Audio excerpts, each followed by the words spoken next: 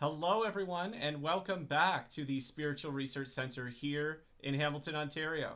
My name is Zachary Strong, and I'm a scholar, author, and musician.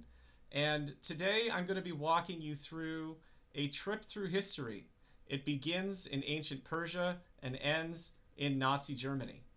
The very short story is that there is a hidden prophecy in the Book of Esther which predicted the Nuremberg trials and specifically the Nuremberg Hangings in 1946.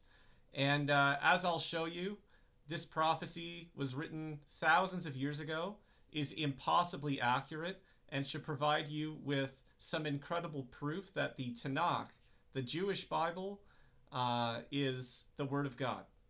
So, as everyone is aware, there were some things that happened in Germany in the 1940s which were catastrophic.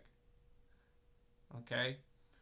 A lot of people got wrapped up in World War I pain and long-standing anti-Semitism, and there was a catastrophe known as the Holocaust.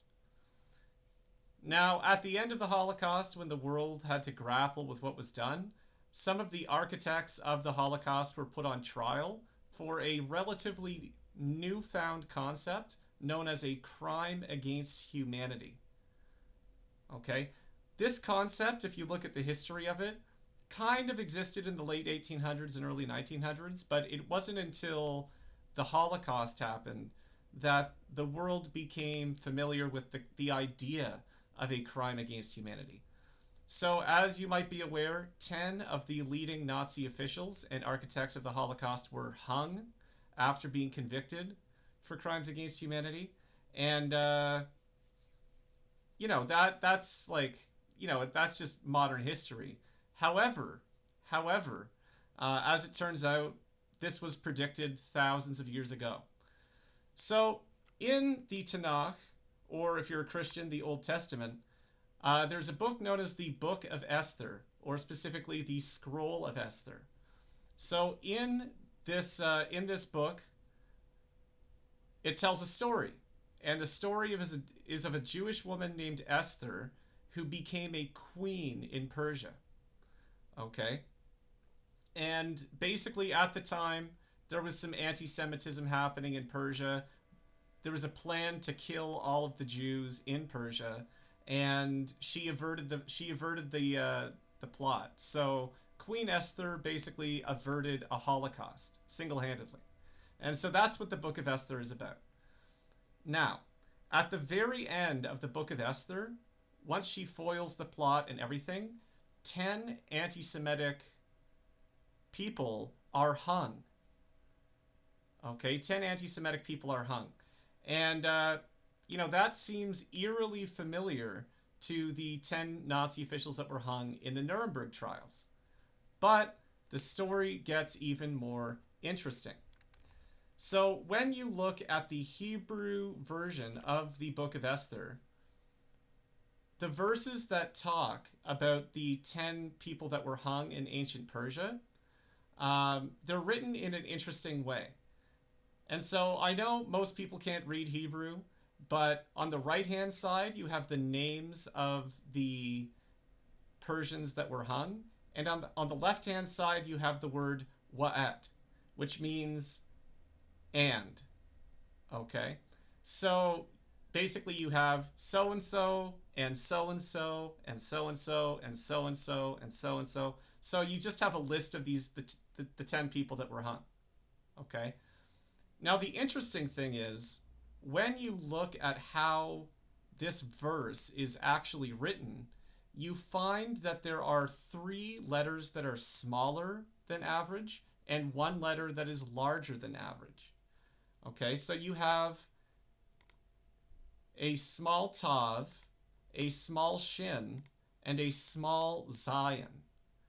Okay, and then you have a wa that is extra large. Okay, wa is also known as vav in the modern day. And you might think, okay, this is just, a coincidence or whatever. But it turns out that when you look at the history of this, this was the traditional way it was written. Okay?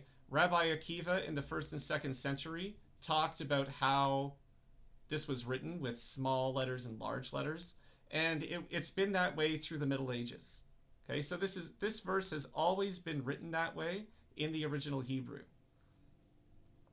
Okay, now here's where things get really, really, really interesting. You might know that Hebrew has gematria. Each letter has a number assigned to it. Okay, so Aleph is 1, Bet is 2, and so on. Okay, when you look at the gematria of these numbers, okay, the small Tav, the small Shin, and the small Zion are 400, 300, and 7, respectively. And the large Vav corresponds to the number 6. Okay?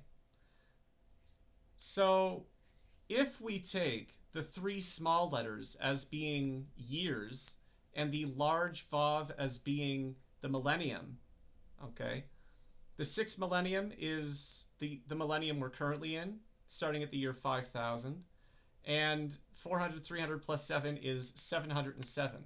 And so this gives us the year 5707. Okay?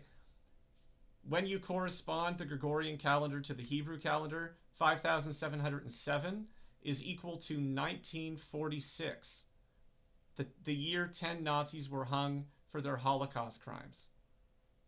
Okay? And so basically, what we have in the Book of Esther is a hidden prophecy that says or intimates that 10 anti-Semitic people are going to be hung in the year 5707.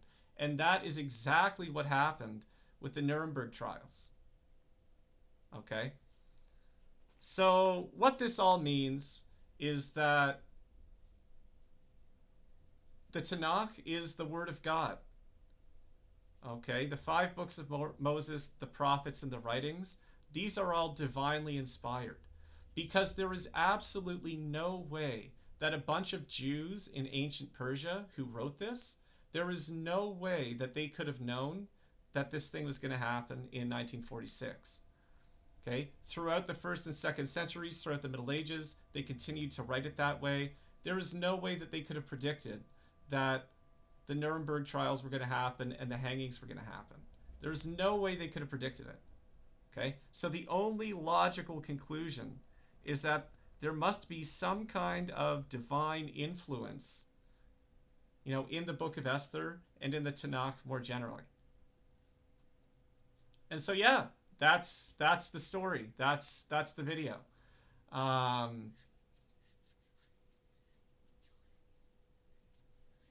If I were you, I would spend some more time reading the Tanakh,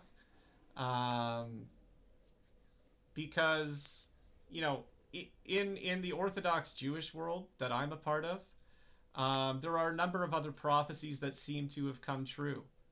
Okay, there is very strong speculation that the Star of Jacob prophecy uttered by Bilam in the Book of Numbers has come true last year.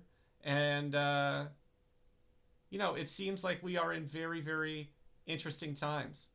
And there's a lot of anticipation in the Orthodox Jewish world of the Geulah, or the redemption. Okay? Which means, hopefully that we will all be entering a worldwide utopia soon enough. So anyway, I hope you enjoyed this video.